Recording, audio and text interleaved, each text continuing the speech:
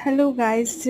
सारे पतिदेव को यही लगता है कि हमारे और बच्चों के जाने के बाद हमारी पत्नियां जो है वो फ्री हो जाती हैं, रिलैक्स हो जाती हैं और सारा दिन दिन ऐसे ही पड़ी रहती है। लेकिन ये देखिए कितना सारा काम फैला हुआ रहता है। ये रूम का सीन था, ये मेरे गाय गाय गोहाल का है। जितना जितना सारा गोबर मुझे फेंकना है, उतना रूम को सैजिंग करना है।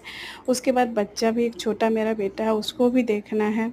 इस तरह से सारे दिन का मेरा रूटीन क्यों कैसे समय बीत जाता है पता ही नहीं चलता है। ये मैं जस्ट बच्चों को भेजने के बाद, पति को भेजने के बाद गौशाला आई, जहाँ मेरे पति गोबर को जमा कर दिए थे, गुहाल को धो दिए थे। तो बस मुझे उठाना था।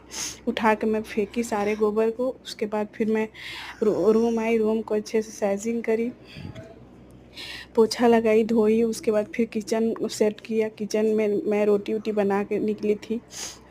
उसके बाद मुझे नहा धो के खाना बनाना था। इस तरह से मेरा सारा, उसके बीच बच्चों बच्चों को भी देखना है। इतने सारे काम, और पतियों को लगता है कि मैं यूं ही घर में पड़ी रहती हूँ। इस तरह से हमारा दिन भर का रूटीन है। कौन कौन मेरी बात से सहमत हो, मुझे प्लीज़ लाइक एंड सब्सक्राइब करें और मुझे कमेंट करें।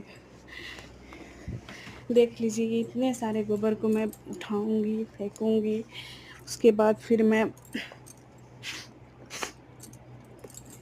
जाऊंगी नहा के धो के। उसके बाद छुटका है, मेरी नानी सास डेट की है, इसलिए मुझे तो बाल उल झाड़ना नहीं है। मैं ऐसे ही दिखूंगी, बस नहाऊंगी।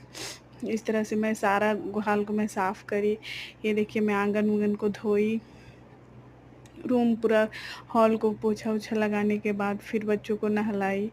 नहलाने के बाद फिर मैं मैं खुद नहाई। उसके बाद नहाते समय बच्चों को भी नहला दी। मेरा रूम में लाइट नहीं, इसीलिए अंधेरा दिख रहा है। बट